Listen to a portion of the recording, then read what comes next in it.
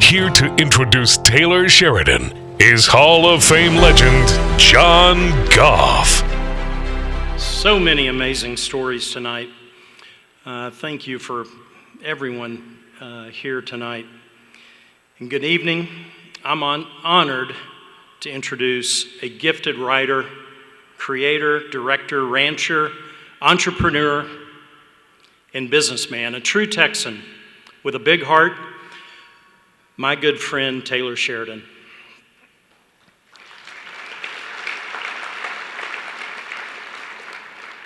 We're going to shift gears. We're no longer talking about basketball, I don't think. You'll notice that from Taylor and myself. But Taylor has a truly unique Texas story that this Hall of Fame seeks to honor.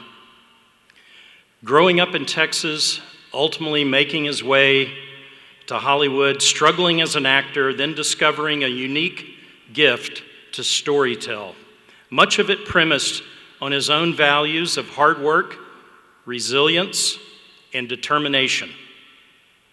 Cammie and I have spent a lot of time with Taylor and his beautiful wife, Nicole, Nick, as we refer to her, over the last 5 years or so, and a lot of late nights, maybe wine-induced here or there.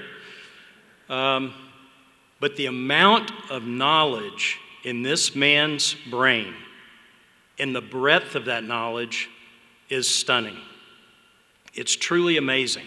And then his ability to take that knowledge and craft a story and tell it that just grabs us all, or to even adapt that knowledge to business, it's really stunning.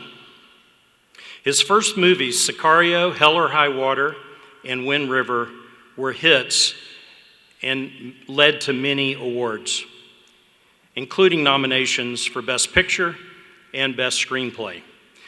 Taylor is prolific. Yellowstone, 1883, 1923, Mayor of Kingstown, Tulsa King, Lioness, Lawman Bass Reeves, and now introduced Landman. We just saw the first episode. The list goes on. These stories feature characters tougher than the Texas heat in July and carry a powerful emotional resonance, connecting audiences who see their own values and challenges reflected in his work. What makes Taylor so exceptional at capturing these themes is simple. He lives them. Taylor lives them. He's authentic. He's a true Texas cowboy. He's a rancher, and he's a businessman. And he draws from the rich Western traditions of respect for land, family, and self-sufficiency. His stories articulate the struggle between tradition and progress. Because he actually lives the life of much of his stories, they capture our attention and carry a depth and realism seldom seen in Hollywood. Taylor is a man that can rope a steer as well as rope in viewers with equal ease. Beyond his artistic achievements, Taylor is prolific as an entrepreneur and businessman. You heard on the video, he acquired the famed 4 Sixes Ranch and is transforming that into a major brand, and is personally putting Texas on the map in the film and TV industry.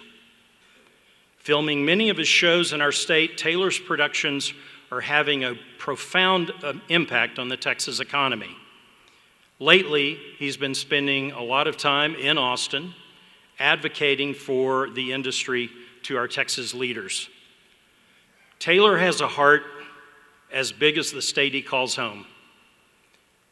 When the Panhandle was hit by the largest fire recently in recorded state history, Taylor was there. He went to work to provide aid to the people, the homes, and the ranches that were impacted.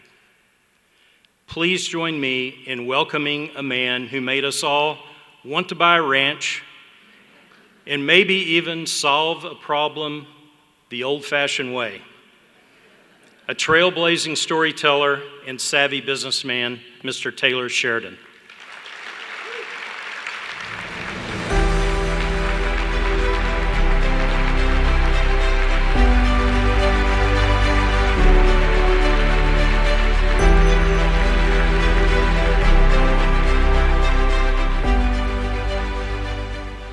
Yeah, the basketball metaphors are done. Unless, David, if they lower that rim to 8 feet, you and me got a problem, because I can get there. I was at Texas State when David was playing at San Antonio, and really they started to really win when I was there. I'm glad someone was, because I sure wasn't in school. And they won a championship. Obviously, Roger Staubach is here, who, as a lifelong Cowboy fan, when I was in Bible study, they would say, Taylor, can you name the Trinity? And I would say, well, yes, that's the Father, Son, and Roger Staubach. And they're, no, that's not the third one. No, it is. So it is with deep respect and a bit of a heavy heart when I say, go Army, beat Navy. I'm sorry. But you gotta. I couldn't let you have the last word, David. I couldn't let you do it. I apologize. Army's always there at the end, right? You take us, and yeah. So I found my success in 3 distinct arenas: the movie business, the cattle business, and the restaurant business. 3 industries any of the esteemed entrepreneurs in this room will tell you to vigorously avoid. Success came in the movie business by applying something that is completely non-existent in Los Angeles, and that is logic.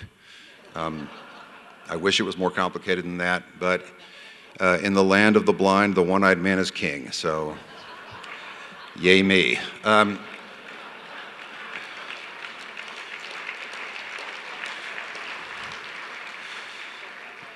Success in the cattle industry came from executing the belief that the industry's future lies in vertical integration of the industry. Eliminate the middleman by delivering the product directly to the consumer, and eliminating the rancher's success becoming dependent upon commodity prices beyond the rancher's control. Success in the restaurant business is symbiotic with the cattle business, as the restaurants are the delivery system for our beef. Protecting and improving the quality of the cattle herd then improves the quality of the product for the restaurant. And I achieved all of this with a paycheck from a bunch of Hollywood vegans. So,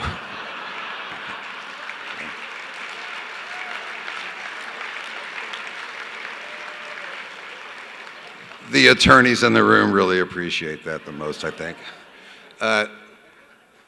To say that I did any of this alone would be false. It was achieved with unwavering faith and support from my wife, and a desperate need by both of us to provide opportunities for our son that we ourselves did not have.